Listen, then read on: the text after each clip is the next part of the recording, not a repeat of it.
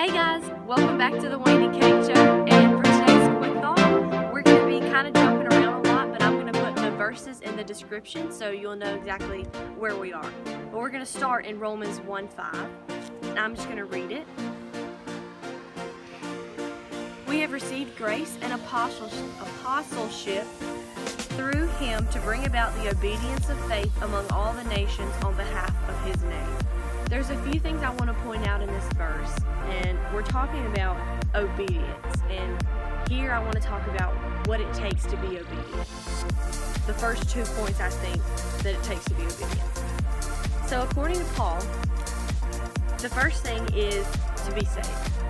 You have to be a Christian in order to be obedient to God. I mean, to be really obedient and to really follow God and follow his will for your life, you need to want to, you need to have that desire. You need to make Jesus the Lord and Savior of your life. Follow him with everything you have.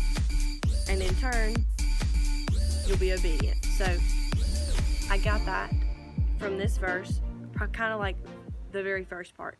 We have received grace and apostleship through him. And I'm just going to stop. Received grace. As a person, you can't really receive any grace from God until you confess with your mouth that Jesus is Lord and believe in your heart. You receive grace and apostleship. Apostleship to me is following God, having a relationship with Jesus. That's what that means. So, skipping into that verse a little bit, he says, we have received grace and apostleship through him to bring about the obedience of faith among all the nations on behalf of his name. Secondly, you have to have faith. You have to have faith in God that he's going to take care of you when you do step out in obedience. People say to step out in faith. Well, when you step out in faith, hopefully you're being obedient to a call that God has given you. And we're going to look at an example of obedience in Genesis chapter 22. Everybody pretty much knows this story, so it shouldn't be new to you. If it is, cool. I'm going to start in verse 2 and some background. This is talking about Abraham and Isaac when God tested Abraham, telling him to go sacrifice Isaac. And we're just going to pick out a few points of obedience that Abraham really showed in that moment.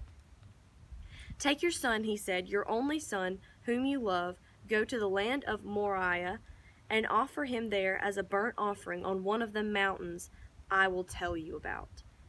So Abraham got up early in the morning, saddled his donkey, and took with him 2 of his young men and his son Isaac. And I'm going to stop there. That's kind of in the middle of verse 3. So from 2 to like 3a, that's where we're going to be looking. First thing God tells him to do is to take his only son. God even recognizes that Abraham loves this son. It's his only real son by his wife, Sarah. His only son.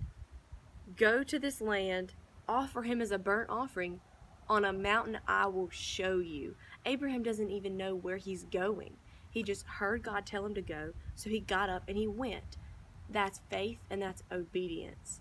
Not only is he going to go sacrifice his son, but he's also just going to go and hope or have faith that God's going to tell him which mountain to be at.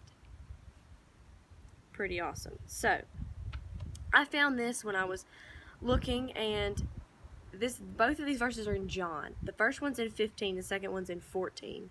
The first verse is 14, and the second verse is 15. They're like swapped, and they're both talking about obedience. And this is like the third point when it comes to being obedient with God, how to be obedient. And it's John 15. John 15:14 is the first one, and it says, you are my friends if you do what I command you. And in this passage, he just got done talking about how he is the vine and we are the branches, and now he's talking about Christ-like love, loving others like Christ loved us, remaining in his love like he remained in the Father's love when he lived here. You're my friends if you do what I command you.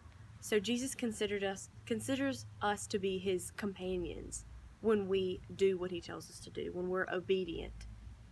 We get a friendship. And the second one is John 14:15, so just flip back a chapter.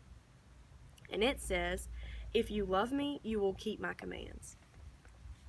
Both of these verses talk about a type of love. You know, the first one is a brotherly love, a friendship love. If you're my friends if you do what I command. So we're the friends of God when we do what he commands. But in verse 15 of chapter 14, it says, if you love me, you will keep my commands. Ultimately, love is at the root of all obedience. Any obedience. Obedience to your parents, obedience to the government, to any type of authority. It's all rooted in love. I know that sounds weird, but if you don't love God, you're not going to obey him. You're not going to step out in faith. You're not going to want to be a Christian. You're not going to have faith. You're not going to love, so you're not going to be obedient. And the last verse I had was 2 John 1:6, just to kind of wrap things up. And it says, and this is love, that we walk according to his commands. This is the command as you have heard it from the beginning. You must walk in love. This literally says, and this is love. To walk according to God's commands, to the commands that Jesus left us. That's love. So being obedient is love. Obedience means love. Thank you for watching, and I hope that this encouraged you and gave you something to think about, maybe a new